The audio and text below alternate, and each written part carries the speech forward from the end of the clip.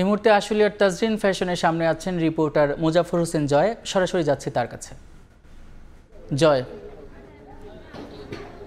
2012 সালের 24শে নভেম্বর ঠিক এই দিনেই সন্ধ্যার পর কিন্তু এই দুর্ঘটনা ঘটে এবং তখন কিন্তু অগ্নিকাণ্ডে প্রায় অনেক শ্রমিক মারা যায় এবং অনেকে আহত হয় এবং তারাই কিন্তু আজকে এখানে জড়ো হয়েছেন এবং তারা সকাল থেকে আমরা দেখছি যে নিহত শ্রমিকদের স্মরণে কিন্তু তারা পুষ্পস্তবক অর্পণ করেছেন, একই সাথে কিন্তু দোয়া মোনাজাত হয়েছে, একই সাথে স্মরণ সভা হয়েছে এখানে, যেহেতু অনেক আহত এবং নিহত পরিবারের স্বজনরা এখানে এসেছেন এবং অনেকে আছেন যে বিভিন্ন জেলা থেকে এসেছেন, তারা রাত্রি এখানে যাপন করেছেন এবং সেভাবেই তারা এখনো বসে আছেন। আমরা দেখছি নারী শ্রমিকদের এখানে বসে রয়েছেন এবং তাদের দাবি একটি, মূলত যে সেদিন যে ঘটনাটি ঘটেছিল অর্থাৎ 2012 সালের যে 24শে নভেম্বর যে ঘটনাটি ঘটেছিল সেটিতে এই কারখানার যে মালিক রয়েছেন দেলোয়ার, তিনি মূলত ঘটিয়েছেন বলে তারা দাবি করছেন এবং তারা বলছেন যে ওয়ালমার্ট নামের একটি বিশ্ববিখ্যাত যে বায়ার প্রতিষ্ঠান, সেই প্রতিষ্ঠানের মূলত তারা সেদিন শিপমেন্ট দিচ্ছিলেন এবং ওই দিন দেলোয়ারও উপস্থিত ছিলেন এবং তার নির্দেশেই মূলত কারখানার মূল ফটকে তালা ঝুলিয়ে দেওয়া হয়, যার ফলে কিন্তু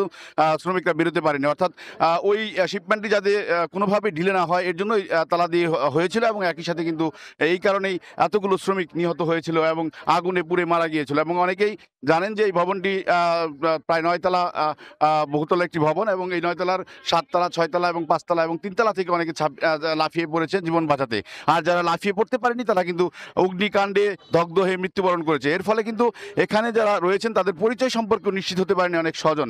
একই পরিবারে 2 থেকে 3 জনও মারা গিয়েছেন, এমনও ঘটনা ঘটেছে।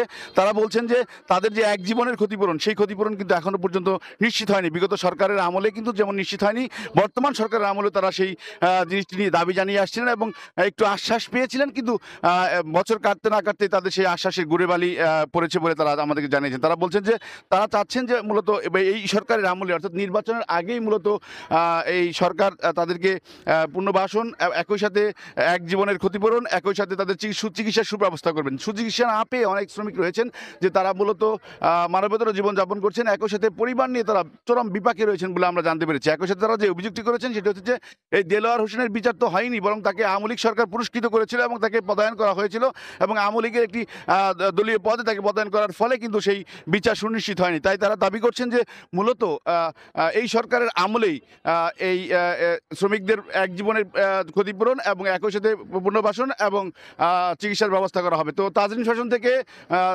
13 বছর পূর্তি উপলক্ষে আমার কাছে এই ছিল সর্বশেষ। সাভারের আশুলিয়া থেকে যুক্ত ছিলেন সহকর্মী মুজাফর হোসেন জয়।